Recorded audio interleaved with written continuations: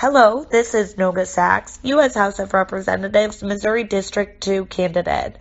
As a reminder, District 2 includes St. Louis County and its surrounding areas. Early on in my career, I worked on the phone as a health coach for a health company, and my job was to help motivate people to take on healthy behaviors with the aim of mitigating healthcare costs. I was a pretty good coach. But the main thing that made me successful wasn't just that I got along great with my clients. It wasn't that I was a beautiful voice over the phone. It was that I never made an excuse. I never passed along or referred along a phone call unless it was absolutely necessary. Now, who here has called their phone carrier, and I won't share with you the name of mine, and had a problem? And it happens, and every 2 seconds you're getting forwarded to the next person and the next person, and you tell your story over and over and over again. Well, in my mind, that's bad customer service. The buck needs to stop somewhere. I know Truman came up with that phrase, but I believe in it wholeheartedly. The buck stops here, folks.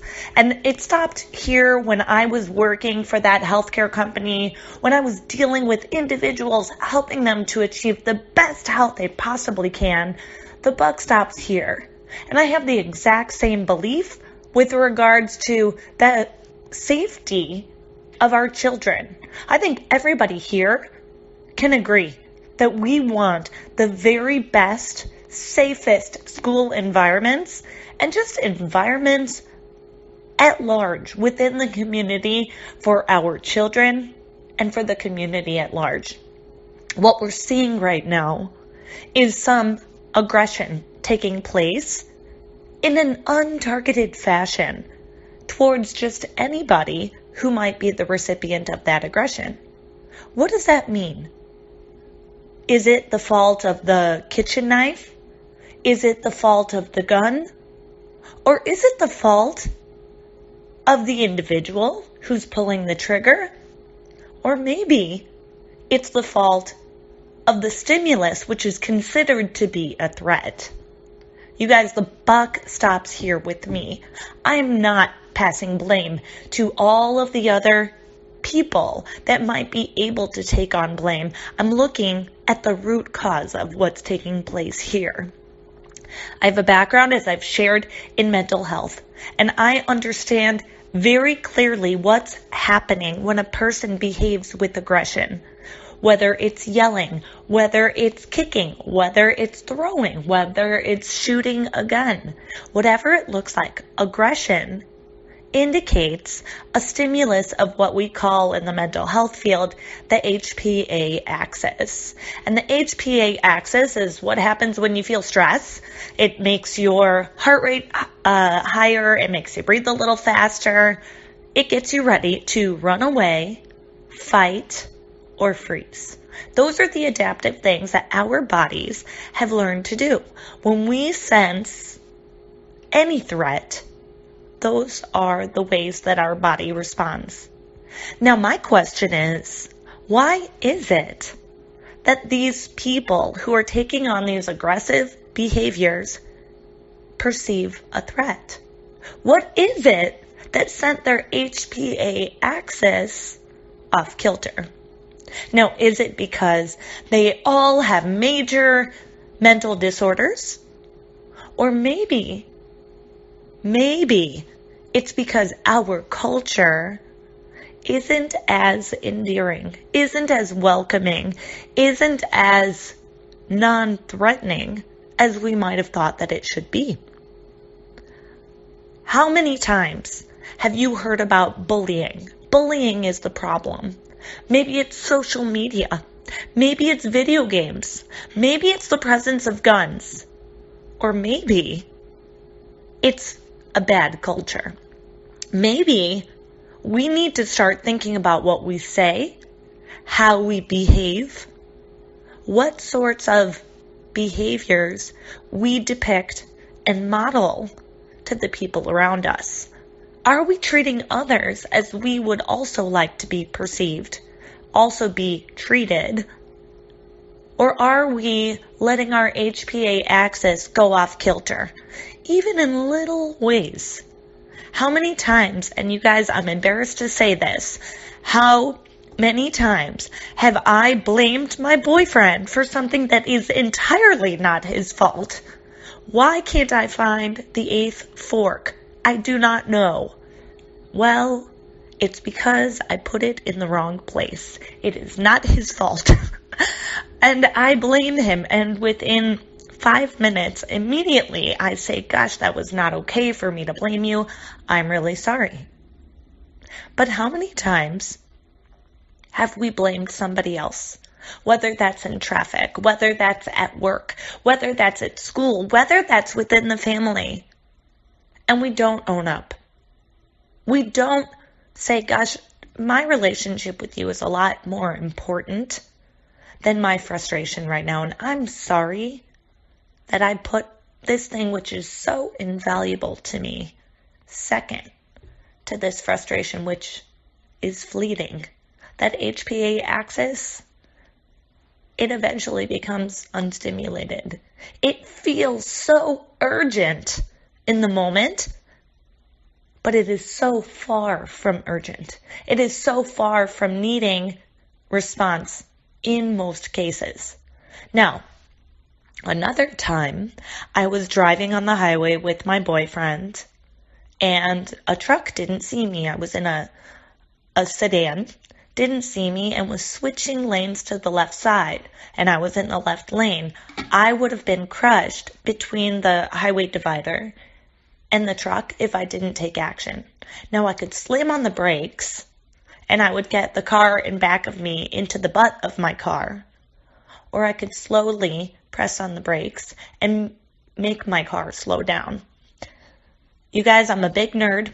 I remember Pythagorean theorem, the A side of the triangle, the B side of the triangle, and the C side of the triangle. C side is your hypotenuse. That's your shortest side. So I wanted to take all the A's, all the B's.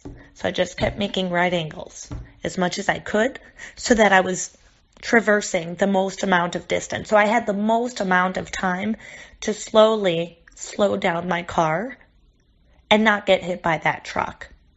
Now here, my HPA axis was going crazy. Gosh, me and my boyfriend getting killed while I'm trying to drive him somewhere on the highway. Gosh, that would not be okay by me. Not at all. That'd be tragic. But am I going to flip my lid? Am I going to start screaming? Am I going to start driving erratically? Am I going to slam on the brakes like my greatest instinct might have wanted me to do, that major aggression? Or am I going to go through it thoughtfully? Okay, A, B, slowly. Lay on the brakes, slowly. I don't want the guy in back of me slamming into the back of my car with the two of us in the car. We got out of that situation safely, thankfully, and we're here today. Now, in the incidences of aggression that we're seeing, we have some individuals who are perceiving threat irrationally, rationally, no matter how you look at it. The question isn't so much about whether or not their perception is correct. It's a matter of what they do with it. Are they going to respond logically? Are they going to choose the A and the B over the C? Are they going to slam on the brakes, or are they going to think through a solution? Are they going to reach out to their community? And if they're not reaching out to their community and their support network, why not? And if we're the support network, where are we? Have we been passing the buck onto that individual who performed the aggression? Are we passing the buck onto the makers of those weapons, the kitchen knives and the guns, next the grenades, who knows what? Or are we taking responsibility where responsibility is due And no, I'm not talking about all of your Axis 3 and Axis 4 disorders, and those would be schizophrenia and personality disorders. I'm not talking about those. I'm talking about the things that happen to normal people like you and me. Who here can say that they've never had a bad day? I know I can't. I wish I could. Well, kind of I wish I could. But I know I can't. And I would venture to guess that everybody has had a bad day. The question is, what did you do with that day? How did you take care of yourself through that day? Or did you tell yourself to just suck it up? And is that really taking care of yourself? Is that really a solution? My challenge to you would be know that it's not. Sucking it up is never the right answer. Taking care of yourself, being kind to yourself. That's a big topic that I talk about in resiliency. What we're going to do as soon as the school year starts back up is have as many resiliency motivational speeches for high schools as we can, because those students have unfortunately been the victim of far too much buck passing. Too often, we haven't taken care of our youth. We haven't taken care of our community as a whole to teach each other, number one, how to be kind to one another. Number two, how to be kind to ourselves so that we can be kind to one another. And number three, how to derive purpose and joy from the lives that we have the great blessing of living. That's where the buck stops. As far as I'm concerned, I'm not afraid to talk about this. I'm not afraid to go into it. Too often we pass along mental health problems to our mental health practitioners as if we can just put a Band-Aid on the problem. No, sir. No, ma'am. That's not how it works. The buck stops with you, me, all of us. And we can do this if we're in it together. Signing off with you today, this is Noga Sachs, U.S. House of Representatives District 2 candidate. Don't forget to mark your calendars to vote for Noga at the primary election on August 7th. Also, check out where you can find Noga in the community near you at her Twitter feed at Noga Sachs. You can also find Noga for Congress events and community discussion on her Facebook page at www.facebook.com/nogaforcongress.